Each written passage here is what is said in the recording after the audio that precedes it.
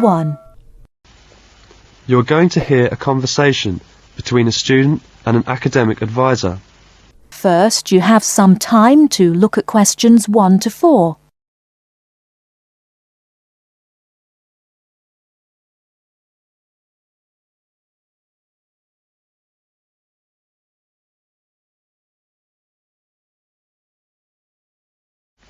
Hello there, you must be Jane. Please come in. My name is Mrs. Dunstan. Hello, Mrs. Dunstan. Pleased to meet you. All right now, let's see. Now, you're interested in attending university in Canada, is that right? Yes, and I have a lot of questions to ask you. Okay, but before I begin to answer your questions, I need to ask you a few questions first. Now, your major is... Engineering. Mechanical engineering. Right, and where did you graduate? I graduated from the Beijing Institute of Machinery in July 1998. I completed my bachelor's degree. Okay, now, I'm assuming you'll want to continue studying in that field, am I right? Actually, I'd prefer to do an MBA if possible. But if I have no other choice, then I'll continue in mechanical engineering. Okay, now, are you familiar with the requirements for an MBA degree? Yes. Before you hear the rest of the conversation, you have some time to look at questions 5 to 10.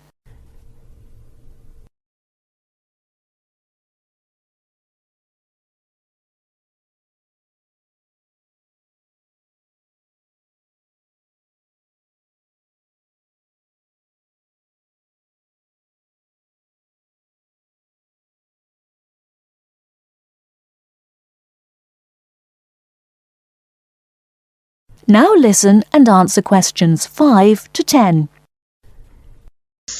I think I need to do well on the GMAT, and I'll definitely need the TOEFL or IELTS, right? That's right. You'll need at least 600 on the TOEFL or 6.5 on IELTS. In addition, you need to have completed a bachelor's degree too. Did you take the GMAT yet? No, but I plan to take it in August. The requirements for a master's degree in engineering are a little different. You'll need to take the GRE and of course the TOEFL or IELTS. I see. And when do I start to apply? The best time to start the application process is in November or December of the year prior to your intended year of study. Application forms are usually available in September or October. Which schools in Canada offer the MBA degree? Of the approximately 50 universities in Canada, 20 offer an MBA. Here's a small booklet summarising Canadian university programs. You'll find all the information on page 22. Great, thanks. And how about tuition and scholarships? Tuition for MBA programs has been steadily increasing.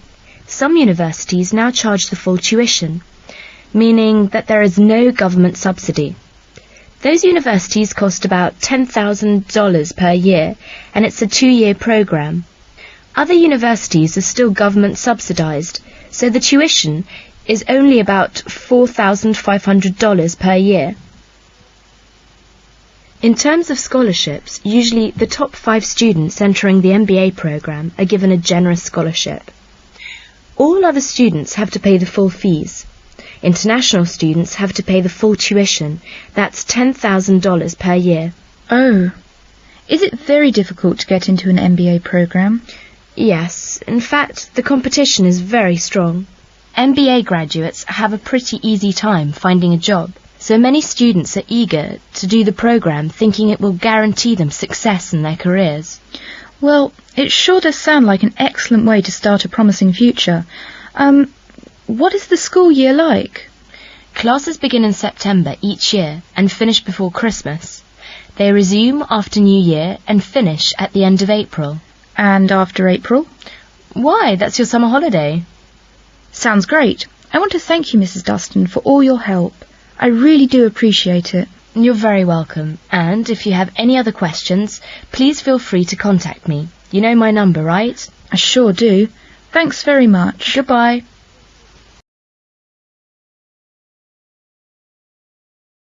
That is the end of part 1.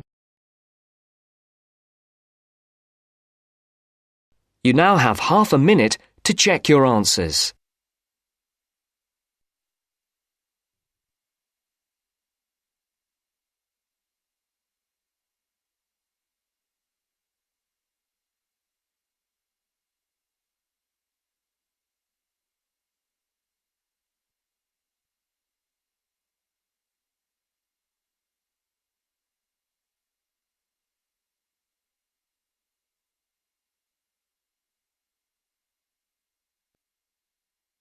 First, you turns to have some part 2. time to look at questions Part 2. 11 to 16.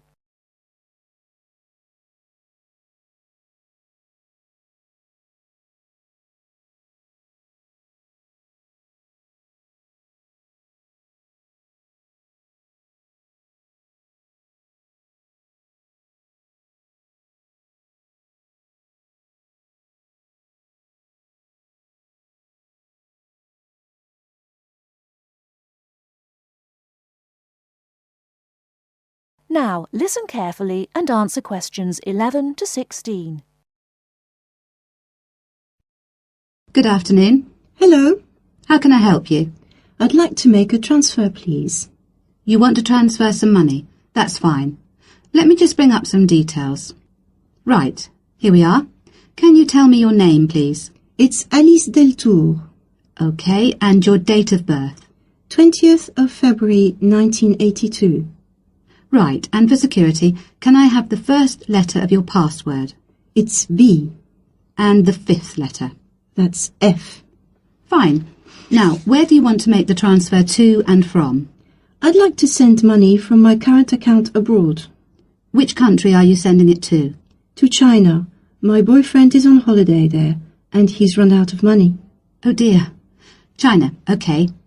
Now, there are several ways to do this. We can do it by credit card, by electronic transfer, by cheque or by banker's draft. I'm not sure. What's the best way? Well, that all depends. The simplest way is by cheque, really. I just write the cheque and send it. Yes, but it can be very slow and take a long time for the money to clear. Between 3 to 4 weeks. How soon do you need the money to get there? I'd like it to get there in the next couple of weeks.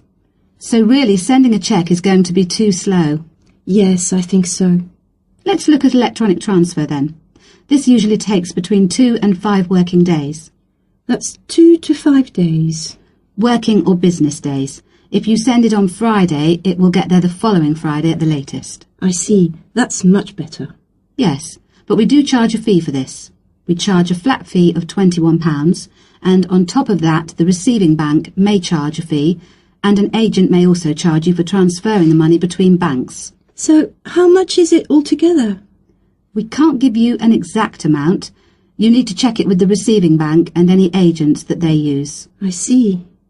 Also, you can send it in sterling or dollars from here, but there will be an additional fee depending on the exchange rate when you convert it into renminbi. So, there will be another charge too? I'm afraid so. Does it make any difference if I send it in dollars or sterling?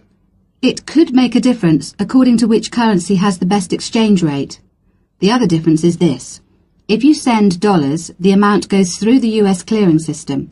We send the money to our branch in London. They then send it to our branch in New York, and the New York branch sends it to the bank in China. It goes all around the world then.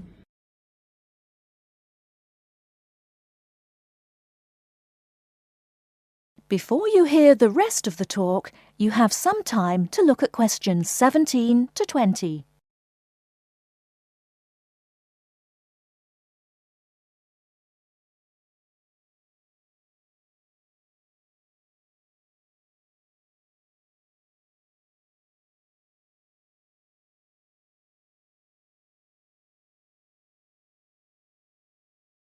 Now listen and answer questions 17 to 20. What about if I send sterling? In that case, we send it to our branch in London. From there it may go directly to China, unless the bank in China has an agent in London, in which case we transfer it to the London agent, and they send the money on to China. So how do I proceed with the transfer? OK, first we'll need some details about the beneficiary from you. The who? The beneficiary, the person receiving the money. OK, what do you need to know? We'll need the full name of the beneficiary and their account number. OK. You need to tell us the name of the bank in China and the address of the branch. We also need the bank's sort code and the SWIFT number. What's a SWIFT number? Basically, it's an interbank code. It helps banks identify each other through a unique code number. OK, and that's spelt? SWIFT, SWIFT. And the final thing we need is the reason for sending the money. You need a reason from me? I just told you my boyfriend's run out of money. Well, we don't need a reason. The receiving government needs to know why the money is entering the country, and we have to be able to tell them. Okay, so from me you need the bank's name, the address of the branch, the sort code and SWIFT number, the beneficiary's name and account number, and a reason for sending the payment. Yes, that's correct. Okay, so I'll check these out and come back to you with them so we can go ahead with the transfer.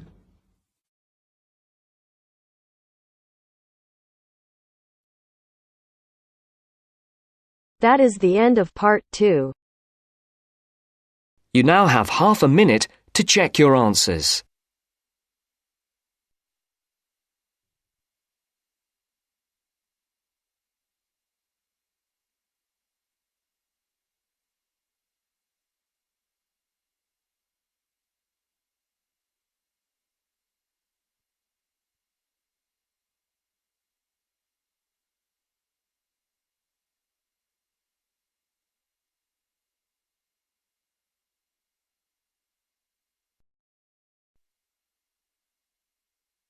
Now turns to part 3.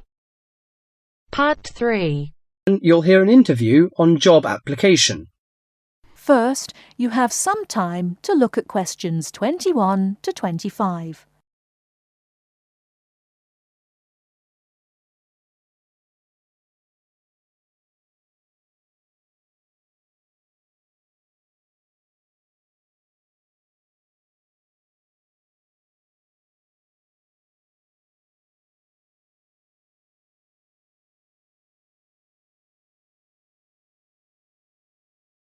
Now listen carefully and answer questions 21 to 25.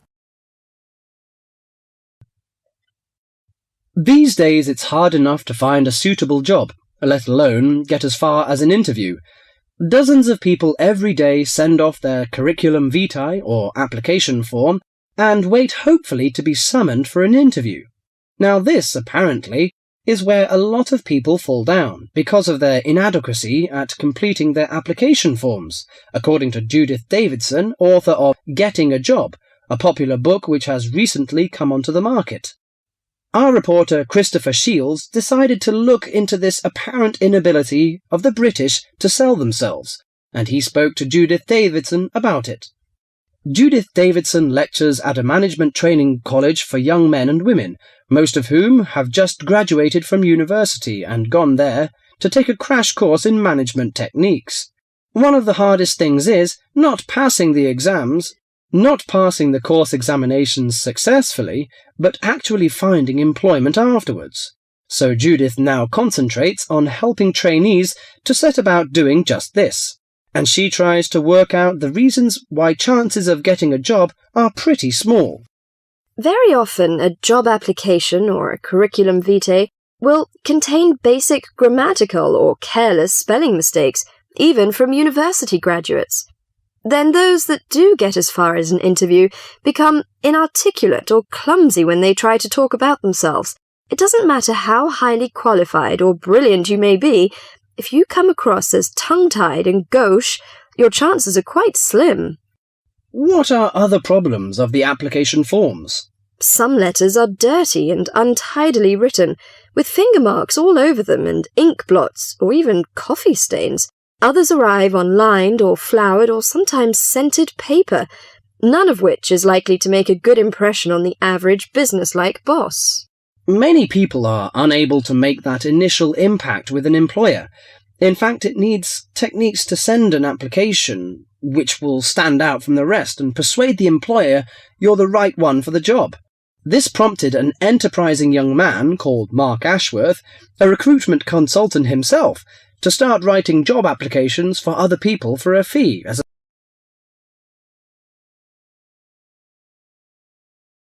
Before you hear the rest of the talk, you have some time to look at questions 26 to 30.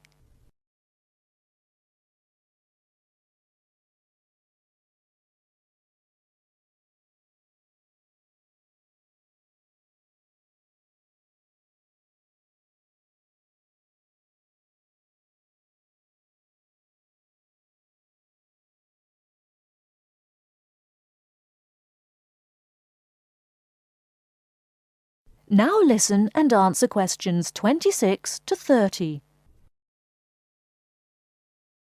He told me he got the idea in America, where it's already big business, and in the last few months alone he's written over 35 CVs. He feels that 80% of job applications received by personnel managers are inadequate in some way.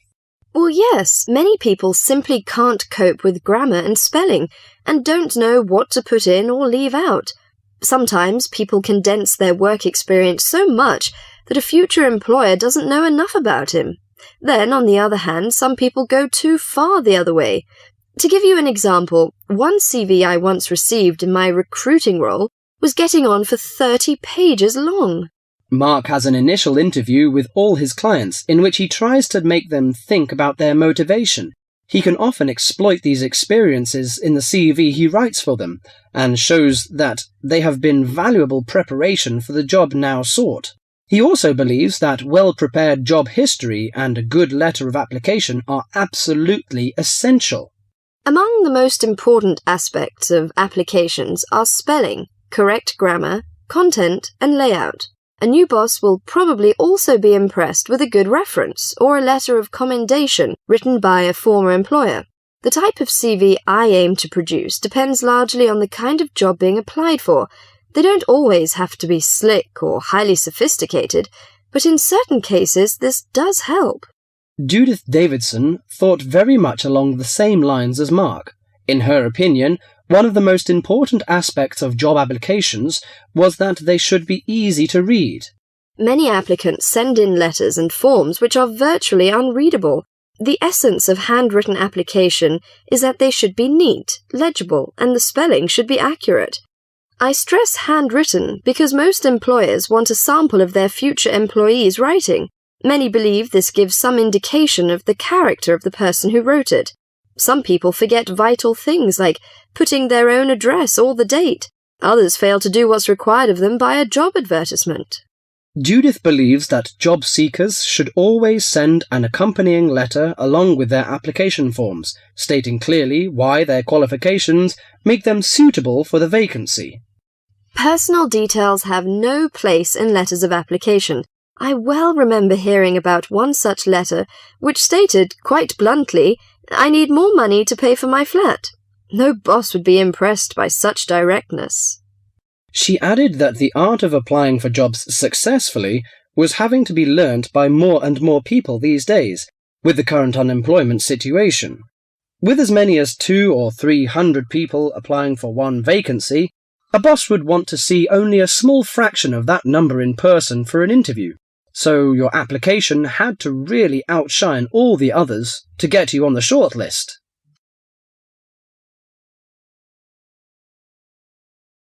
That is the end of part 3.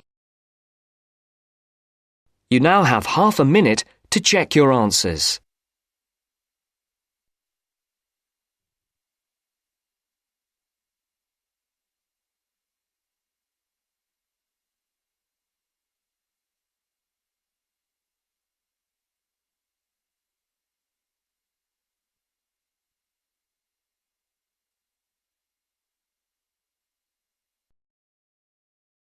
Part 4.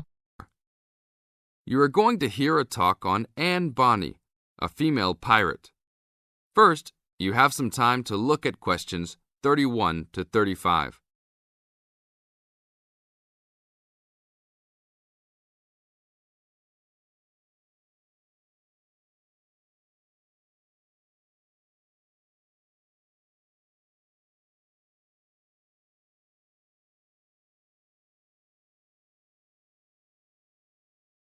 Now listen to the tape and answer the questions.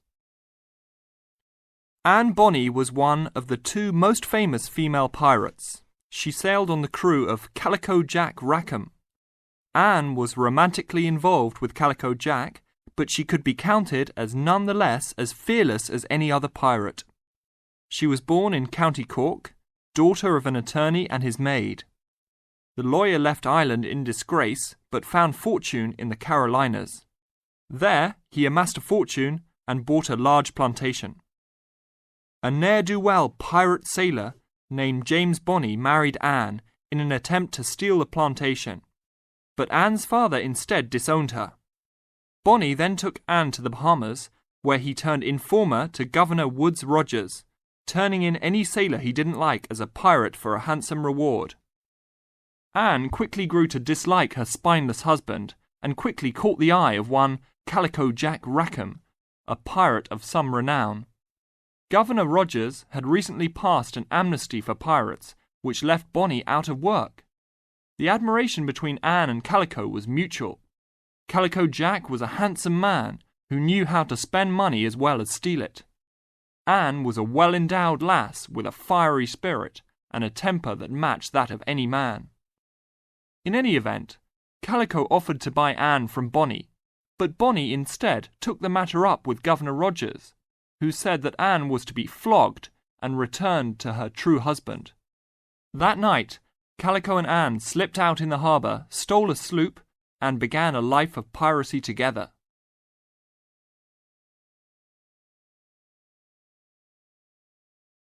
Now look at questions 36 to 40.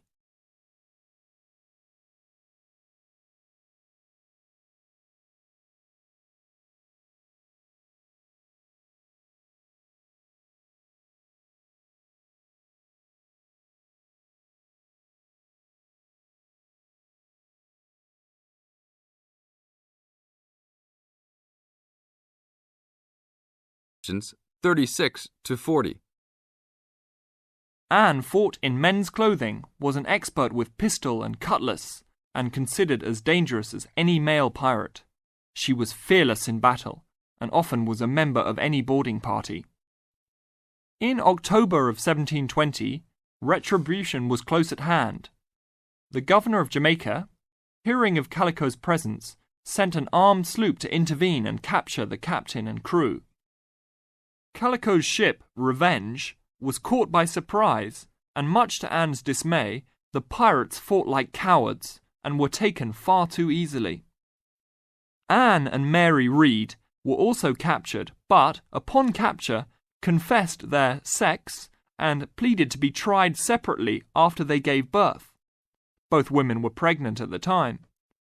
Both received separate trials from the men, but were still sentenced to hang. Mary Read escaped the hangman by dying from fever while in jail. Anne, however, received several stays of execution before mysteriously vanishing from official records.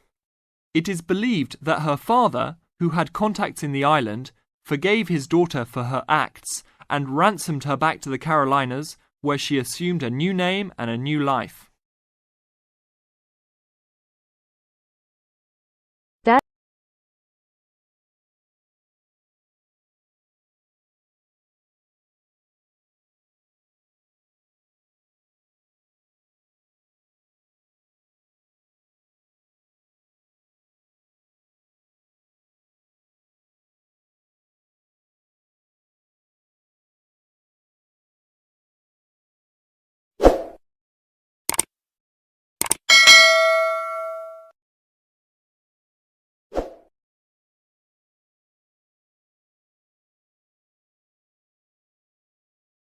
Thanks for watching. Here are other 2 videos. You can watch them as well.